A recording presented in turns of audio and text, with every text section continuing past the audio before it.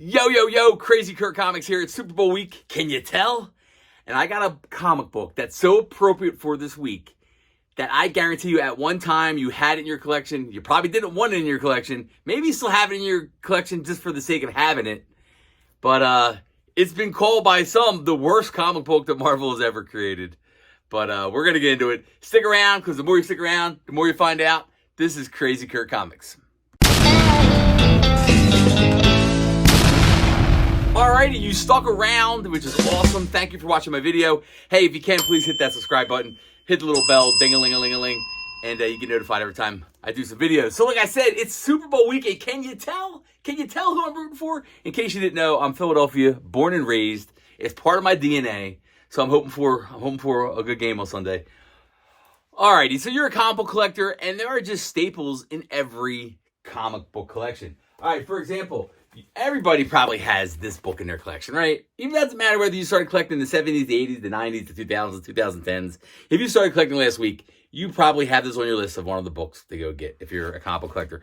You probably have this one, the white bag, the black bag. It's like, that's one of the top things you have to do when you become a comic book collector is find a copy of this if you didn't get it when it first came out.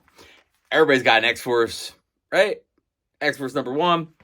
Hey, look, even lesser comic books. Everybody's probably got a Morbius still in the poly bag #1, right? This is what a great storyline. The Midnight Suns, Rise of Midnight Suns storyline. This is a great storyline. Morbius #1. You know you have one. You probably have more than one in your collection. And even lesser than that, hey, you probably have a Cage #1. That's right, Luke Cage reimagined. No more metal headband, no more yellow blouse. He's going with the jeans and the leather jacket. And you know you have this in your collection. That's not worth any money, but you know you have it in your collection. And along with those books, you have this book in your collection. But this book right here, I was reminded this week that this book came out. And upon doing some research for it, it is a horrible book. I don't think it has any redeeming value whatsoever. But it's the NFL's foray into comic books with Marvel. And yes, you know what I'm talking about. I'm talking about Super Pro, people. That's right. Marvel and NFL teamed up in 1991, I believe, and they came up with their own street-level crime fighter called Super Pro. His name is Phil Graysmith, and he, through some kind of freak accident, he has this indestructible football uniform, and he decides to fight crime, be a superhero. We got to see Spidey guest stars in this very first issue here. But Super Pro, it only lasted 12 issues. Now, it does have a famous comic book creator as part of this for the first 4 issues. Fabian, I'm going to say his name wrong. Fabian, if you ever watch this video, please forgive me. But it's Fabian Nicieza? I don't know how to say it. I'm sure people will correct me in the comments. But he's one of the co-creators of Deadpool, along with Rob Liefeld. But he's on here for the first 4 issues, and even he bailed because he's like, oh my God, this is straight trash. But Super Pro, Phil Graysmith, first of all, Phil Graysmith is a horrible name for a comic book superhero. But, yeah, I digress. So Super Pro, like I said, it only lasted 12 issues. So we're going to get into this comic book here. We're going to take a look at some of the pages. But what if I were to tell you that this was not Marvel's first attempt at a football-oriented comic book? That's right. They tried again years earlier. Marvel tried to launch a new universe. They were getting bogged down with the continuity of decades of history with the current Marvel characters. They tried to start a new universe, a new imprint called the New Universe. And one of the books in the new universe was a book called Kickers. That's right, it's called Kickers, and you guessed it, they were a bunch of NFL players or an imaginary NFL team called the New York Smashers. And they had a whole bunch of football players, and they started a Heroes for Hire company called Kickers Incorporated. I am not making this up, people. Here is the cover of the first issue. Kickers Incorporated.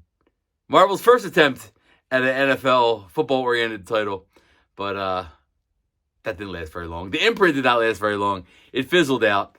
But let's get into Super Pro and take a look at how he actually gets his powers. Alrighty, we got NFL Super Pro. Now, one thing I failed to mention earlier was that this first cover art was done by John Romita Jr. That's right, he did the cover art for the first issue. Like I said, Fabian was here for the first 4 issues writing scripts, and then he was out of there.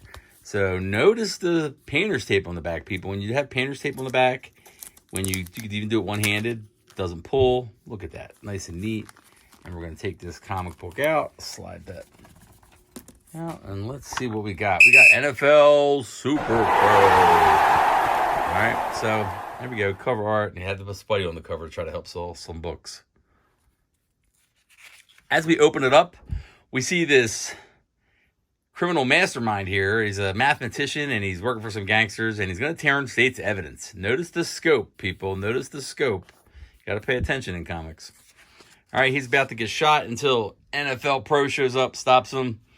You know, there's some action going on. There's a car chase.